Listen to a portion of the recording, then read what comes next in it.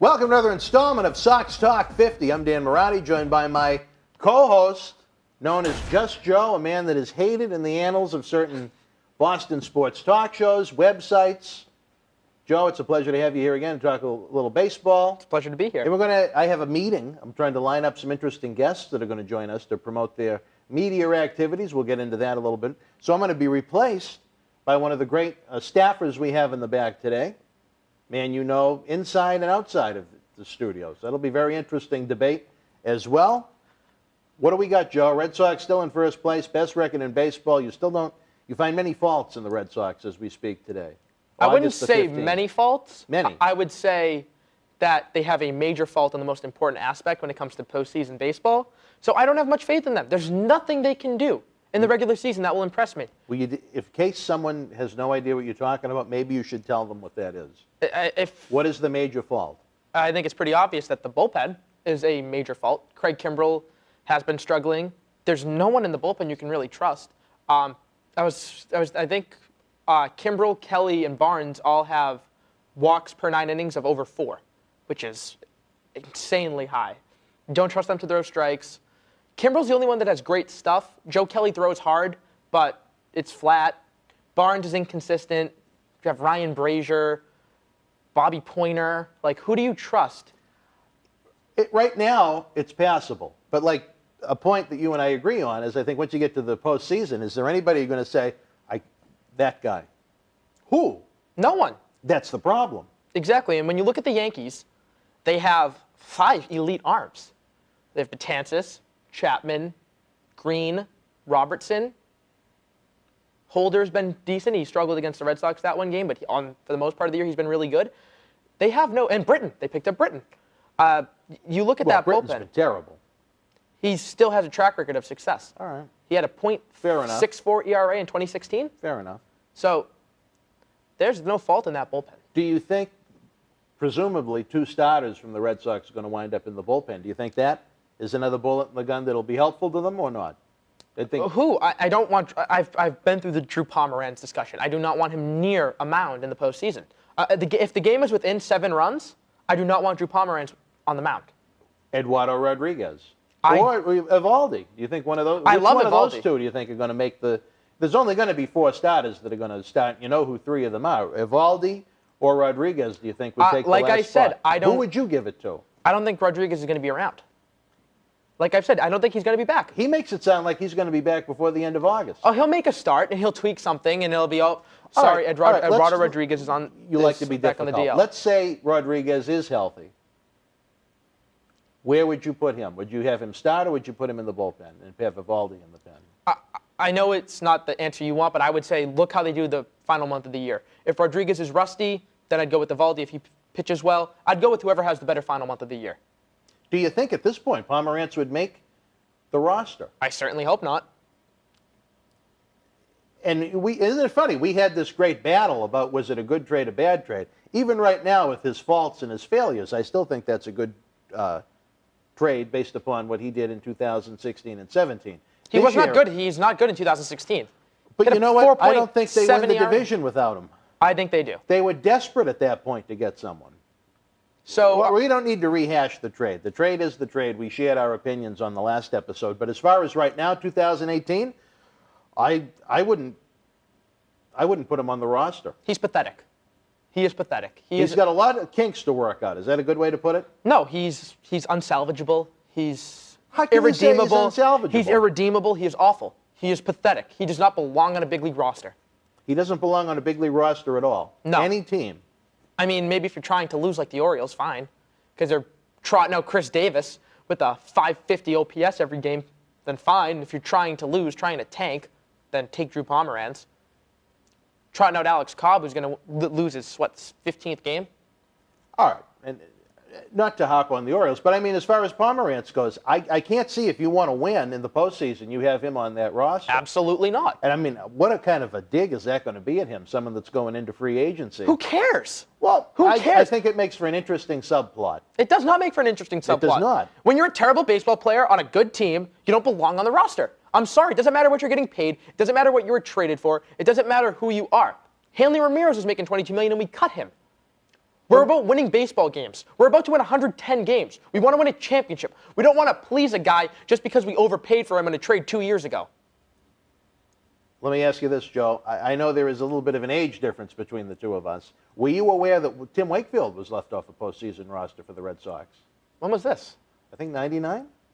The year I was born, so. You didn't know that? No. Can you believe that? They left Wakefield off a postseason roster? Do you want to win games? Well, I'm not going to disagree with you. I'm not going to. I mean, I think he's passable right now for what they're trying to do. I'd rather have Brian but Johnson. I wouldn't want to put him in the position to fail on a stage like that. No, you're right. I'd rather have Brian Johnson. I'll take high whip Hector. Now, that's another interesting one, right? Johnson, bullpen for him? He's not a bad long relief option, depending on whether it's a more left-handed or right-handed lineup. I like high whip Hector. That's the name I give him because he has like a 2.6 ERA and a whip of almost 1.5. So, what about Wright? he's not coming back. What do you mean he's not coming back? He's got not. to be realistic. These people are going to be back eventually. Have you not seen Stephen Wright? He hurt his shoulders diving back at the second base in 2016, okay, and he didn't come back for a year and a half. Right, I get it, but I mean, in 2018, you can't bank on he's guys coming expected back. to pitch again. You can't bank on these guys coming back, and even if they do, you can't bank on them giving you high-quality innings in the playoffs. You can't bank on that. Well, okay, they have to fill the bullpen with people. I'm trying to figure out which bodies are going to be in that bullpen. I'll take Brian Johnson and Hector Velasquez. So you'd keep Pomerantz off the roster? Yep. You'd keep Wright off the roster too? Yes. Really? Yes. You don't think Wright would be an interesting bullpen option where he throws the knuckleball to? No. Really? Now, see, I'll tell you this. I get this is probably before your time, but there was a season when Wakefield was the closer. And I thought it was a great combination to have someone like Pedro Stott throw the high heat. Oh, like in 2003, Game 7. Well, Aaron Boone. This actually happened with the whole season. And then, I think that was me, actually. I didn't hit the mute. I thought it worked out well. Exactly, Game 7 of the ALCS. I'm not talking about 2003. I'm talking about there was a season when, out of necessity, Wakefield had to go up to the bullpen and close. And did the Red Sox win the World Series? They didn't win the World Series. Did they make the World Series? No. So. But you know what? Numbnuts. There were 29 other teams that didn't make the World Series either or win it. So. When you had a team like that, then it's World Series or bust. I'm talking about, do you think Stephen Wright could be valuable out of the bullpen for an inning? No. After you have someone like Sale come out and throw hard, all of a sudden you have Wright coming out throwing a knuckleball. I'd rather have someone like Brad Ziegler come out. Okay, you don't have Brad Ziegler. Because Dave Dombrowski's an idiot. Wright. I'm talking about with what the pieces they have right now. No, because I don't think he's coming back. Is there going to be no one in the bullpen? I told you, Brian Johnson, Hector Velasquez. Brazier's been good. Brazier has, I think, 2.4 walks per 9, which is probably one of the best on the team. Barnes, Kelly, Kimbrell, Embry. Take Alan Embry over Heath Embry. That's what I mean. It's kind of a weird way to present it, but I think that's passable for now. So which trash do you want? When you're talking about the postseason and Cora's coming out to make a pitching change, who are those names that we just ran off? You're going to say, oh, all right, he's going to take. I don't trust a knuckleballer. I don't trust a knuckleballer. I think Stephen Wright's a good option. Do you trust the Nate Kelly, Embry, Bonds? I think they have higher upside. I think because it's one thing if you don't have a guy like Velasquez or if you have a guy like Evaldi who can be your long reliever. I think Wright's good for an emergency situation if your David Price gets shelled and you have to take him out in the third and you need 4 or 5 innings from a guy to bridge you to the 7th. That's what Stephen Wright's for. But you have Evaldi, you have Brian Johnson, you have Hector Velasquez who can give you 3-4 innings if you need that. With Evaldi, do you think he might be better in the bullpen if Rodriguez comes back just with the heat that he brings? I mean, you were in love with him last time we were here. Then he got bombed in his most recent start. It is what it is. It's going to happen. I know Dave O'Brien was in shock that a Red Sox pitcher actually gave up a run. I mean, you know, they're the greatest team that ever existed in any form of sport or entertainment. They're 162-0 that are going to throw 162 shutouts. Oh, do I hate him. But, I mean, you know, he was shocked. Evaldi, you know, Cy Young in 2018 actually gave up a run as a member of the Red Sox. But aside from my sarcasm, do you think he could be a good addition to that bullpen? I think so, but I'd give him a shake at the rotation, depending on, like I said, what happens in the final month of the season. If Rodriguez is back to full health, would you take Rodriguez or Evaldi? you're going to go with your answer that you want to see how they pitch in September. Push came to shove, I'd go Evaldi. Really? Yes. Do you think Rodriguez could emulate David Price last year? Yes, and also a point I want to bring up, we don't really have a good lefty coming out of the pen. That's why I think Rodriguez would be good, because Yeah, I do too. we don't have a lefty specialist. We don't have the Javi Lopez. Yeah, well, not everybody can have Javi Lopez every No, year. Javier Lopez. Javier Lopez. Javi was the catcher. Wild card is getting a little wild. Oakland has overtaken Seattle. Oh, yeah. Is that going to be the matchup we're going to see in early October, the Yankees and Oakland? Yeah, but I mean, it really doesn't matter to me because the Yankees are going to kick their asses. It's one game. And the Yankees are going to win I it. can't even call it a series. It's one game. The Yankees are going to win it. How do you know they're going to win it? Because they're the Yankees. Now here is Jared Carrabis of Barstool Sports, also known as the Saugus Rocket. Yeah. He said that if you make the wild card game but lose, you didn't make the playoffs. Do you agree with that take? Yeah. I agree as well. If you lose in the wild card game, you didn't make the playoffs. You have to make it to the divisional round, division series. I got to ask you this, and if it ever came to the point where the Red Sox were in this game, I think my answer would be different. Do you like the wild card format the way it is, or would you change that to a 3-game set? I love the one-game play and so much drama. I do too, but if it was the Red Sox, I wouldn't want them in that game. Oh, Any year. I mean, I agree with the take. I agree with what you're saying. Do you imagine? I mean, even look at the Yankees. There's a great potential for them to win over 100 games and be out of the playoffs in one game if they lose the wild card. I don't know. I know, but it makes for great drama. It does make for great drama. And I really look forward to those two wild And card not to games. mention, it also makes the regular season better because teams will want to play to win their division instead. Yeah. They don't just say, oh, well, we'll make the wild card. It's fine. It's not like before where, all right, we can rest our guys and make the wild card, but we're already in the series either way, so it doesn't matter. It's kind of a depressing scene in the American League right now. The Red Sox are, I mean, we've seen great collapses in Red Sox history, but I think this is a pretty solid team as far as the roster goes outside of the bullpen. They've pretty much got their division sewn up. Cleveland's got the division sewn Oh, that's up. pathetic. I mean, you know, Houston's got a bit of a challenge there. Oakland isn't going away. And but they're going to win. Seattle just doesn't seem like they have much fire in They them. don't have the starting pitching. Yeah. Felix Hernandez got sent to the bullpen. Can you believe that? He's not that old. He's only 32. I'm talking about the money. Can you imagine paying that guy that much money to put him in the bullpen? What did we do with David Price last year? Well, that was due to injury. Doesn't matter. He's still in the bullpen. What? You're paying a guy $31 million, and he's in the bullpen. He was injured.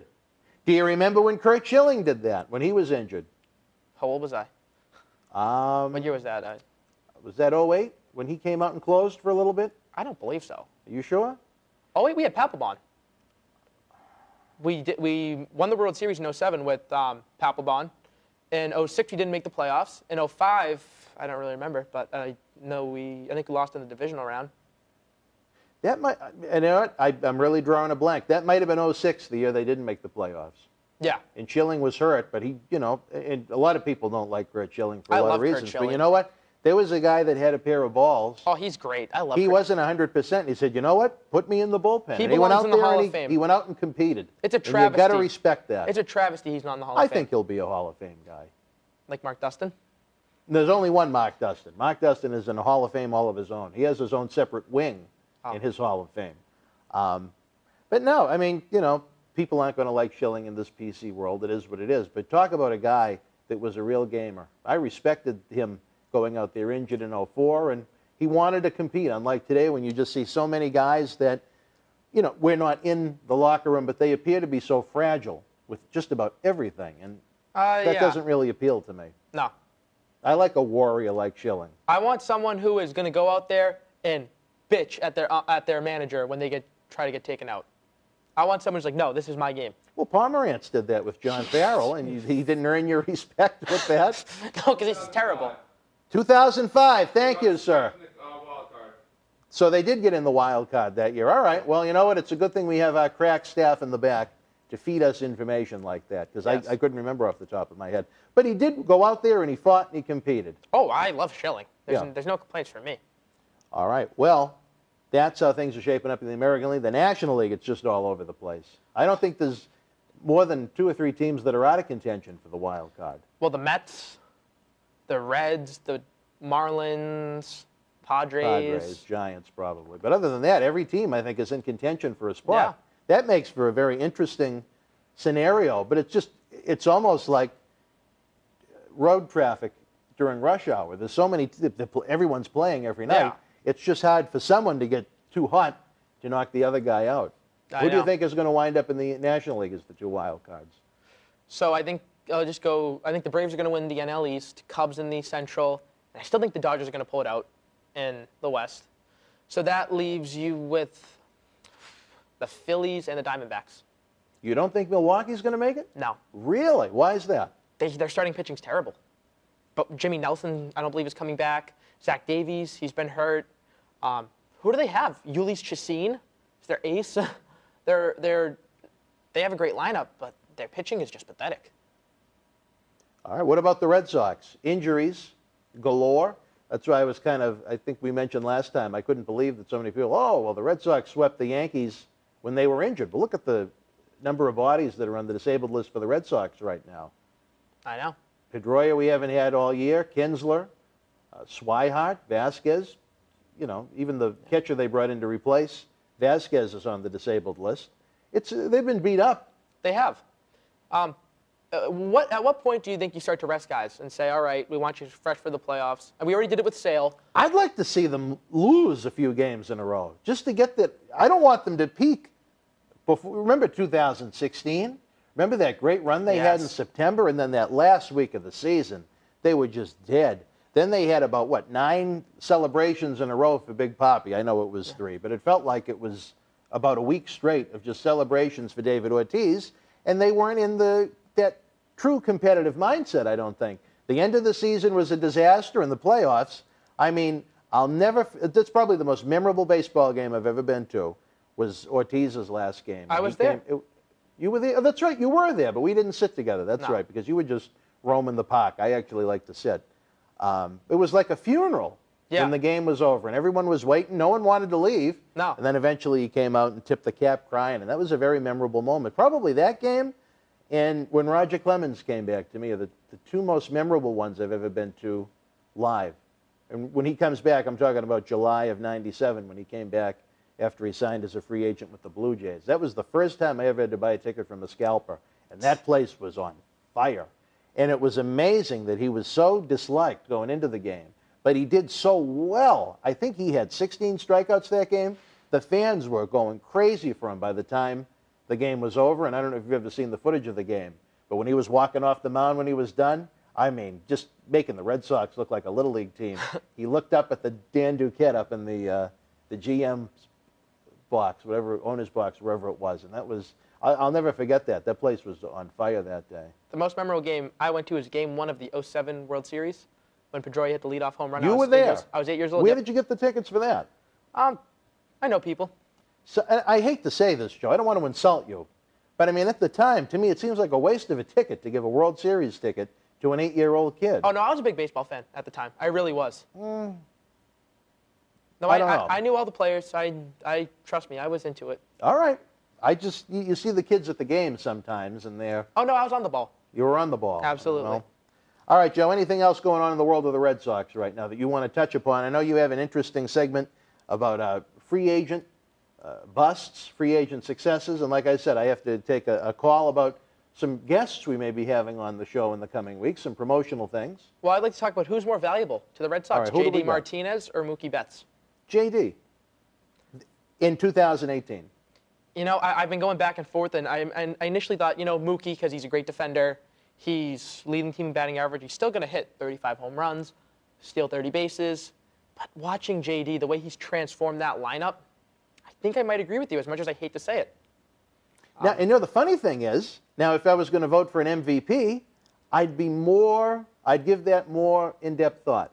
But as far as right now, who's more valuable to the team, I think it's JD Martinez. No, I agree with you 100%. I would say, without a doubt, JD is the team MVP. As far as the American League MVP goes, if it came down to just eliminate everybody else, just say Mookie and Martinez, I don't know.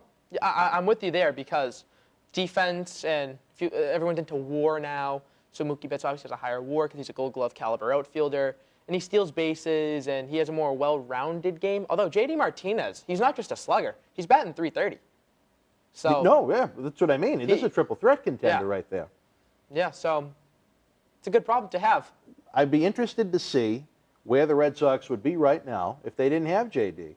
I know. Certainly wouldn't be a 100-win team. But you have to think we Oh, wait a minute. We got comments from the Peanut Gallery up on the Green Monster. What's that say?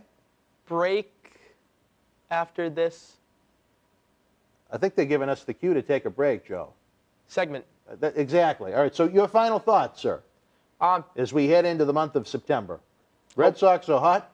How do you keep things calm without taking the competitive spirit away? I think you keep doing what you're doing. I don't want to say experiment, but you have enough of a cushion where try to see who fits better in what bullpen role, see which arms you can ride heading into October, give guys time to rest here and there. Would you go with the six-man rotation at this point? At least maybe in September. When if Rodriguez is back healthy, then yes. I think that's a good idea. Give Sale some time off. I do. Hopefully Sale, I mean, I know this is... And the thing is, I don't care about how many wins they have. You're right, oh, they're going to break the record. I don't really care about that. I want them to do good when it counts in October. Look at Seattle, the year they had their explosive year. It turned into nothing. That's what I was going to bring up. But, you know, I have so little faith in them in October. I kind of want to enjoy this and say, oh, wow, they won that many games. Because, well, if we go to those Friday night games we mentioned in September, that'll be very interesting. But a different story for a different time. All right, Joe, we're getting the cue for the break. We'll be back after this brief timeout with more Sox Talk 50.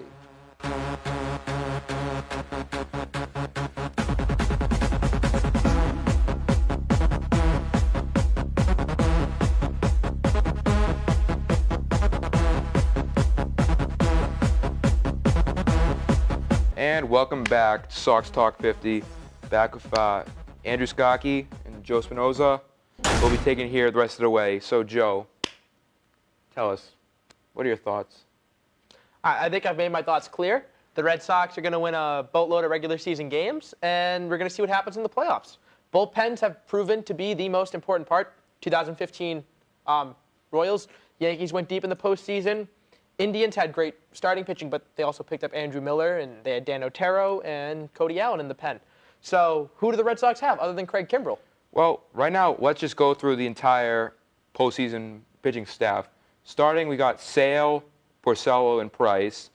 I'm thinking they're going to probably go put Evaldi just so they have that righty-lefty switch in there, and put the lefties, Rodriguez, and as like a D-Day type thing, worst-case scenario. You have to put in Pomeranz. Which Notice how I said last case D-Day scenario, assuming everyone else gets hurt or something like that. Everyone would literally need to get hurt. Everyone would need to get hurt. Anyway, so in the pen, you got, obviously you have Kimbrell closing. As your setup men, you're going to have probably Barnes and Thornburg. Oh, I forgot Thornburg. Okay, so that's 3. After that, Joe Kelly's overdue for another extended hot streak, so that's going to be another guy. After that, you're going to have a bunch of specialists probably between Velasquez, Brazier, who's been exceptionally good lately. Who else? Brian Johnson? Brian Johnson, forgot about him. Then you got Erod. Okay, so then that's like 7 bullpen guys right there. Plus you can throw in another specialist or what. Like, how many more guys do you need? That's all a pretty solid bullpen. It's a lot of names, but it's not a lot of quality arms who are... Do you trust Barnes in an 8th inning in a 2-run lead? No. There's no one I trust. Even though the stat numbers all point to him being substantial, almost as good, if not better, than Kimbrell all throughout this year? The numbers do. I believe he has an ERA of close to like 3.7. All the advanced metrics between walk rates, his strikeout rates, fielding independent pitching, et cetera, hard hit rates, all those point to Barnes being as good, if not better, than Kimbrell this year. My eyes tell me that I do not trust Barnes, and he has a very high walk rate. He had 1 or 2 bad outings lately, as is Kimbrell. Okay, you're going to have struggles. Would you rather him get all the struggles out of the way now, or would you rather him have the struggles later in the year? How do you know that these struggles won't continue? You can't just say, well, all right, he's struggling now. That means he's not going to struggle in the future. Because just statistically speaking, every single pitcher isn't going to go Zach Britton and have a .64 ERA. That was an anomaly. Everyone's going to have some struggle at one point, give up a run in some point of the season. It's just statistically speaking. So would you rather them get that blip out of the way now or later, especially given there's 2 months before October comes? Well, if you're saying, all right, it's guaranteed, all right, he's going to struggle at some point, and if he struggles now, he's not going to struggle later. Struggling now does not exclude struggling later. I mean, that doesn't make sense. They're not high-quality arms that have had success in high-leverage situations. There's no one I trust. I don't even know if I trust Kimbrel. There's not one pitcher I can say, all right, he's going to nail down this game. I'm 95% sure Kimbrel has been scaring me lately a little bit, but if you have enough numbers, someone has to come on hot. You saw Kelly in the first part of the season when he was automatic. If he can figure that out, which I feel like he might have turned a corner at some point. That's at some point. That's not what I want to talk about for a team that's World Series or bust with a $240 million payroll. Look at the Yankees. Look at the Yankees. Chapman's blown a couple saves recently. Britton's been awful since he came over. He's given up like 6 or 7 runs in like 12 innings, something like that. That's not good. Holder's been, you saw firsthand, the Red Sox series. For the most part, the Yankees bullpen has just been there's no more question marks than Red Sox. The Red Sox bullpen, for all their issues, is still like 4th in the league in ERA. But it comes down to the postseason and who is going to get these high leverage outs. And even if even if Chapman is off, even if Betances is off, you still have, someone is talented enough and has the track record to know that. So does the Red Sox. Who? Other than Kimbrel. Thornburg had thoracic outlet syndrome. That is the most devastating injury any pitcher can have. It's worse than Tommy John. It's worse than rotator cuff. It is the worst injury. Look at Matt Harvey. He was zapped of all his talent. What has Thornburg done to prove that he's good? Harvey's been actually pretty good this year. He has a 5.5 ERA. He got cut by the Mets. Yeah, and since he went to Cincy, he was, for a good 2-month stretch, good. That's all you need. Decent at best. He still has an ERA in like the 4s or 5s. Okay, well, you look at Thornburg. He was lights out for a while. He had like 1 or 2 bad outings, but he was never lights out for the Red Sox. Never. There was actually about a 6 or 7 game stretch where he didn't give up a run for a while. So he had 2 bad outings against the Royals, and other than that, for the first, I don't know, until recently, his ERA is at least 4. Yeah, because he gave about 3 or 4 runs in his first outing back. Okay. His stuff does not look good, though. If you actually watch him pitch, I have watched. He looks flat. He's barely touching 92. Okay, well, if you have a curveball changeup like that, you don't need to be touching. He doesn't have his curveball does not look that good. It's up in the zone. He's keeping it up in the zone. It's not good. If you watch what he did in Milwaukee, if you watch his highlights, he is not close to what he was in Milwaukee. His average fastball was around 95, 96 in Milwaukee. It's down to 92, 93. Okay. That's not working for a bullpen, especially a right-hander. Well, I mean, it was working earlier in the season. You don't need slow people. You saw Koji Uehara. Okay, if you have that kind of off-speed and breaking action. He doesn't. Koji had a 1.09 ERA for the whole season. You can't compare Tyler Thornburg coming off the worst injury. No, I'm comparing you saying that as a right-handed reliever, you need to be at 95, 96 to blow people away. No, if you have that kind of off-speed or But he doesn't. stuff. His curveball at this point is not close to Koji Uehara's splitter. It's not even close. But do you need him to be a closer and a high leverage? No. Yes, you do. We're talking about a 7th inning because Barnes has the 8th inning all nailed down. Oh, he has it nailed down. If you say, oh, here comes Matt Barnes into the game, there's no way he's giving up this lead. I don't know what is wrong with you. Here comes. Yeah, I mean, you're the one who wants to trade Craig Kimbrel right now, but we won't go there. So I mean, we should. He's not. We're not resigning. Let's put him on waivers right now. That's another story. Not putting him on Although waivers I now. sort of agree, people have been overlooking that he's not a given resign. His comments recently about how he would love to stay, and especially given the Andrew Miller debacle, I'm not saying that Red Sox are going to be too inclined to let him walk for nothing. Andrew Miller debacle, it's complete opposite situation. What the Red Sox should have done with Andrew Miller is re-signed him. That's what I'm saying. They should have re-signed him. For him. What we should have done, fine, if you want to go that route, is trade Kimbrel and then re-sign him like the Yankees did with Chapman. But he's also going to cost. Why would you trade him away if you need him right now? Think about it this way. If they didn't have Kimbrel, they would have had to trade away prospects to get him. They don't have the prospects right now. So if they traded him away, they're losing like 2 blue chip prospects. But if they didn't have him, they would have had to acquire someone like him. What does that give up? Blue chip prospects. Actually, what you could have done is go for someone who's viewed as a slight downgrade from Kimbrel. Like who? Kelvin Herrera, who's on a DL right now? Corey Knebel.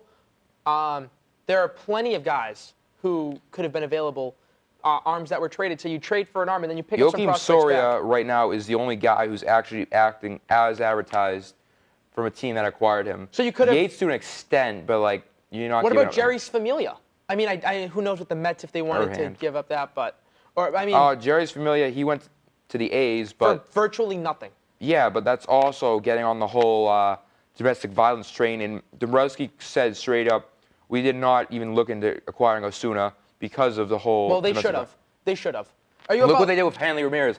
As soon as they found out there might have been some sort of ties. They said they knew nothing about that. They said they knew That's nothing the about company that. line. That's the company line. They clearly. They released him over a month before the news came out, and they said they knew nothing about that. So it's not like they're doing it for PR purposes, because if they did that, they would have thrown him under the bus like they did with Terry Francona and every other person who's been, when they were out the door, they ripped them. So they would have said something if they were doing it for PR purposes. They did it for the No, they vesting wouldn't have, option. because then if they knew it, then they. Well, the vesting option definitely was, but I feel like a lot of the timing would have it had to do with the whole scandal coming about. And you don't say, oh, we knew about it, we cut it immediately. No, because that just gets a whole issue with Major League Baseball investigating them. Oh, how long do they know about it, etc.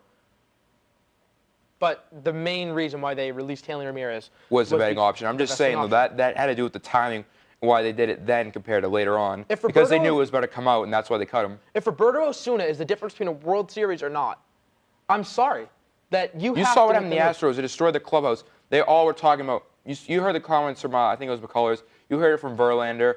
They don't want him. They don't want him because of all the stuff he did. They're going to have a major PR issues considering the Red Sox don't exactly have the best relationship between ownership and the fan base right now. I think the last thing they need to do is piss off everyone. I think the first thing they need to do is win in the playoffs, which they have not done. I don't believe they've won one game since 13 when they won the World Series. They didn't. They were last place 14-15. They lost in the first round the past 2 years. They've won one postseason game in 5 years. That's what they need to do. That's what I care about. I'm sorry. Okay, well, assuming you get rid of Pomeranz, who else? And you have the whole postseason bullpen, which you've been over. Once Johnson comes back, you have to push Kelly out. After that's gone, what do you do? Or not Johnson. Once Rodriguez comes back, then you can push Kelly out of the pen, which are two of the people you hate. I don't hate Joe Kelly. Okay, well then in that case, if someone else comes in, who do you replace? If you trade for someone, who do you send out of the bullpen? You have to send someone out, but who? Hector Velasquez. I mean, I think he's fine, but oh my God, is the Hector difference Velasquez between, isn't on the postseason is the difference roster. between a Joakim Soria and a Hector Velasquez, assuming the prospects you give up, who would say be, I don't know, was it Darwin something Hernandez down at Double-A? He's their 8th best prospect right now, give or take. Would you give up something like that for the marginal difference between a Hector Velasquez and a Joakim Soria? Especially considering Velasquez has years control after this. I'd have to go through the system, but like I said, at this He's point, right now, I think they're like 2nd or 3rd best left-handed prospect. I don't know, but all I know is that the A's gave up like their 13th, Yeah, 18th, but and 20th best he prospect. also was. Didn't he request a trade or something like that? Who, Familia? I feel like he requested a trade No, or he something like that. No, he didn't. They got Bobby Wall, and they got 2 prospects. They got The Mets were just in a selling a mode. and that's why they 24 got and rid a of him. 26-year-old. But you look at who they're prospects. trying to get. They had the sights set on Herrera. If they wasn't Herrera, it was basically bust, and that's what he said. That's why Dombrowski said, "Don't expect any moves." Once they And took Herrera he off was the wrong market. because he's stupid. Okay, well, if he's so stupid, why don't you go and lead the Red Sox? I would love to. I would Okay, love why to. don't you go John and lead the Henry, Tigers? please hire me. Please hire me, John Henry. John Henry, you saw the tape last week. If you're watching this, you probably saw last week's. Please take him off our hands. Thank you. Oh, please. Please. I'll do the job for free. Joe. Well, running short on time. Any last stories? Like last week at the whole Kevin Youkilis debacle. I know you had to have some more stories. Let's go for Joe's weekly. Who did I piss off? Well, I mean, most of my talk has been basketball. I'm more of a basketball guy. I mean, I love baseball. Basketball is my #1 sport. This isn't the Just Joe pick and roll, which is taking a break because of the dead time in the offseason. In terms of baseball, I mean, I can't stand Dave O'Brien. Dan and I have already talked about this. He just needs to stop. He just needs to stop. I watched the game They on need to mute. bring Orsillo back. Everyone's been talking about the Red Sox. They need to bring him back. Pride of Melrose, Don Orsillo. Don Orsillo was Greatest, one of the top color commentators. San Diego's very lucky to have him. They are. I think that's about it. Like I said, the next month and a half, Red Sox should try to sort out their pen, see who's going to be the hot hand that they're going to ride heading into October. So you assume there is going to be a hot hand then, based on the way you said that. I'm sure there could be one guy who could be decent. Okay, well, if you have Kimbrel even pitching at great, not amazing, great, that's still better than not having that. You have Barnes, who, for all intents and purposes, has been very good this year with numbers similar to Kimbrel in terms of strikeout rates, walk rates. I don't know, his walk rate has fluctuated up recently, but still. Hembry, I don't really like, but we won't go there. Oh, and we're not even bringing up Durbin Feltman. We haven't even brought him into this. That's a guy. Dude's lights out in the minor leagues. Oh my God, he's blowing up AAA. That's a guy I trust in the postseason. You hear how ridiculous you sound? The Yankees are coming at you with Chapman, Betances, Britton, Holder, Green. Okay, well, what is there Robertson, to acquire Canely. out there? Considering your farm system levels, what is there to acquire? You don't have a number 20 prospect, and do not say Anderson Espinoza. Do not say him. He's not even ranked in the top 100. He's like the Padres' 20th something prospect right now. Don't say that. Okay, what do you have?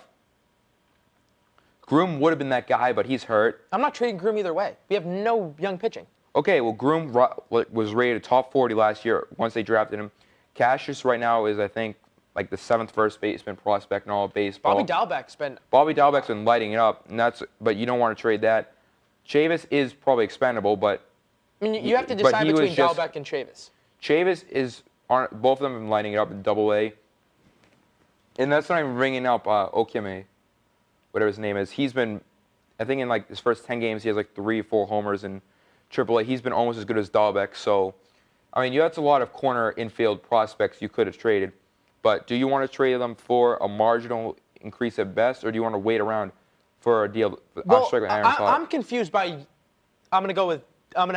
Dan's not here, but Dan's philosophy. I'm not sure if you agree. The Red Sox are in a win now mode for the next for this year and next year. We are. I mean, our prospects are past the point of no return. But like we let go of pretty much all our guys. So at this point, but who is there to get? You're not going to get Herrera. If Doolittle was out there, that's a guy I would have loved to have acquired, but she's good. He was hurt. What about left-handed Kinsler? Brandon Kinsler? Yeah. Who else was you mentioned Familia, Ziegler. Ziegler wouldn't have taken a lot to get a rental Yeah, making but $2-3 million. but Dombrowski said we're not looking for more ground ball guys. We're looking for high strikeout and fly ball guys. Cora said that's his preference of who he They didn't get anyone. So I'm sorry, I'll take the guy who's okay. Well, Ryan pitcher. Brazier's emergence basically counts as an acquisition when you think about it. Listen, you still have plenty of guys. Who is it? Shepard in AAA. They have like I think I'm pretty sure it's Shepard who's in AAA and he's lights out right in there. You have Feltman. Like you have to at some point let these guys come up. Playing in AAA and you're going up against the Yankees or the Astros. You're going up against. Well, he's given up one run in like 20-something innings at AAA. I don't know what you want. Face Aaron Judge, and Giancarlo single A. Oh, single A. No one in single A is making the roster. No one making No, the he's actually about to get called up. And if you look at his history, he's not helping us now. He's not making the postseason roster. We all know that. Yeah, but he could get some sort of September and give workload off to the guys so they're not overwhelmed, which would, collaterally speaking, help everyone else get more rested. So someone is doing well in single A. No, he's about to get called up. Okay, but so far he's promoted from. They put him in low. They said they're gonna take him easy. If you look at no. He's not on the spinners. No, he pitched. He's about to get called up with Double-A, and you know how Dombrowski is calling people up aggressively. If you look at his track record, he's called up several times before, with the exception of I think it is Chris Sale. Every other and Brandon Feingen, all the other guys who have been drafted that year and gone up, we've all been Dave Dombrowski. I think so. He did You're it with Andrew lighting Miller. up. He did it with Andrew Miller, I'm pretty sure. So he said he's going to try to naturally happen. Andrew Miller was never here with Dave Dombrowski. I'm talking about when he was first coming out with the Marlins. When he got, and then they traded him. Yeah, but they called him up immediately. I'm pretty sure. All right. That year, and I'm just saying, you have Dombrowski. He's. I just find it laughable. You think someone who's lighting I'm not up for saying the that. low I'm not spinners saying. First of all, he's not the spinners. He pitched 4 innings there, got called up. Pitched 4 innings for Greenville, got called up. Greenville. He's pitched about 5 innings of Salem. Is about to get called up from there. This is laughable. Okay, You're what else is lighting laughable? up single A, and he's going to get out Jose Altuve and George Springer. I'm not talking about the postseason. I'm talking about when the roster expand. Then what's the point? I'm talking about when roster expand. That'll give guys a break so they're not all overwhelmed. Now, collaterally speaking, help their overall stuff to play up because they'll have rest, plus the six-man rotation. Oh, my God. Oh, I could see if he was lighting up AAA, and then you would say, Joe, fine. Joe, he could spell Joe, some guys now. Joe, at least this has some sense in having a guy come up, let's see what his stuff is, let him develop some at the major league level, give everyone else a break. And there, you saw how his stuff, like he's been lights out.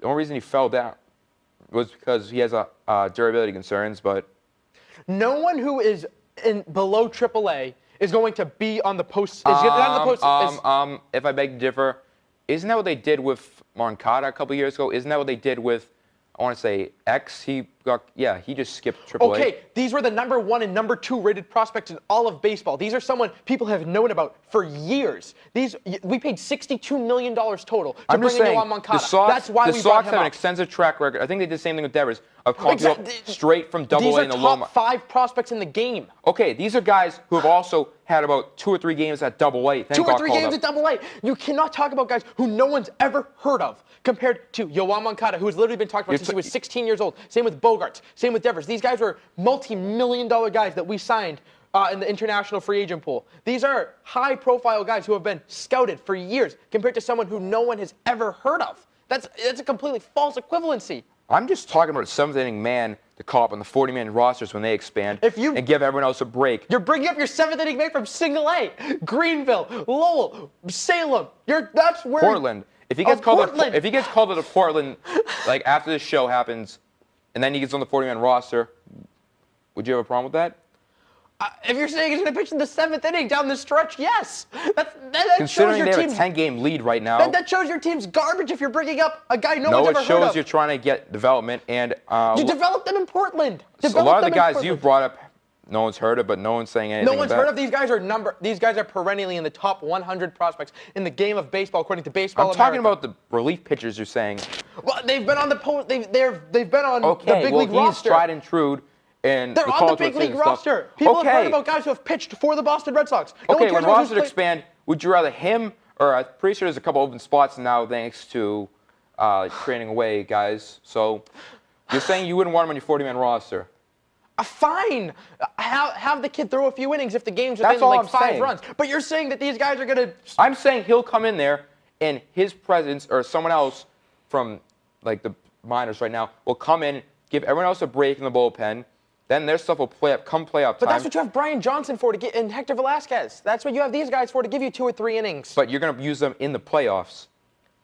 Gives everyone else a break in the playoffs, and then therefore... Fine, if you're winning, if you're beating the Orioles again by 7 runs, then that's all I'm talking about. But you made it seem like these guys are going to make a difference. These aren't difference makers. Guys, no, but I'm just saying, if you're going to acquire someone, you have only a certain amount of people to do. And with the increase between Derby and his presence, giving everyone else a break, and say acquiring, I don't know, Gary Familia, who saved 51 games in a season. So yeah, there's a guy from Single A and another guy who saved 51 games. Wow, that's gonna make the big difference. That's gonna really shore up that 8th inning against the Yankees. Of course. In the 8th inning, you're gonna probably have Barnes in there. Oh wow. But what is your point? You're bringing up a guy who's pitched only in Single A. I'm just saying. No, I wasn't using him for an example. I was just saying people are forgetting about him. He's been pretty solid down there. He's on the short list for a September call-up. He gets called up. That's going to give everyone else a break. And you know what? Worst case scenario, he shows he can handle it, and you can Kimber walks and you get a first-round compensatory pick, something like that, which you're freaking out about giving up Manny Margot when we have 1 million outfielders. Oh, there's a Manuel Margot, who is a top 20 prospect at the time. No, I think he was a little lower than that. I think it was 26. I think that was. I thought he was in the 40s. No, he was in the 20s. Either way, he's still a top 40 prospect, which is still extremely high. There's for 3 of the seasons of arguably a top 2 closer in baseball, yeah. If that was the only guy you gave up, fine, but you also gave up 3 other pretty well. Have any of them amounted to anything? Well, Carlos Asuaje has been a starting second baseman, and Logan Allen's worked his way up through the system. Javier Guerra hit 15 home runs as a shortstop. Yeah, in but the I mean, minors. you also have a guy pitching, for the most part, a sub-2, 250 ERA, striking out 40-something% of his guys. Well, listen, if he comes out in the playoffs and he can be lights out, then I'll say, fine, that was a great trade. But Which if he he was. shits the bed again when it counts, then I'll say no. I don't know. I believe you can find closers to, like, look, we found Koji. He was our third option after Hanrahan. Okay, and so Barnes. exactly. So you're saying You're not finding him this late in the season. we need to go out and give up a lot of prospects for No, a guy I'm not. or acquire someone. Give up when a few you can low-level find prospects. these guys. You just said you can find these guys anywhere. Exactly. When you pick up an Addison Reed, a Brad Ziegler, pick up someone. But it's too late now. Well, Your take on bringing up single A guys to who's going to make any difference for the 2018 Red Sox. my point is collaterally you'd help, but That's banana I guess land. we'll just have to wait and see. Well, that about wraps it up this week's edition. Please turn in next week for next week's edition of Red Sox 50. Sox Talk 50. Sox Talk 50. I'm sorry, Joe. All right, I'm Drew Skocky. That's Joe Spinoza, signing off.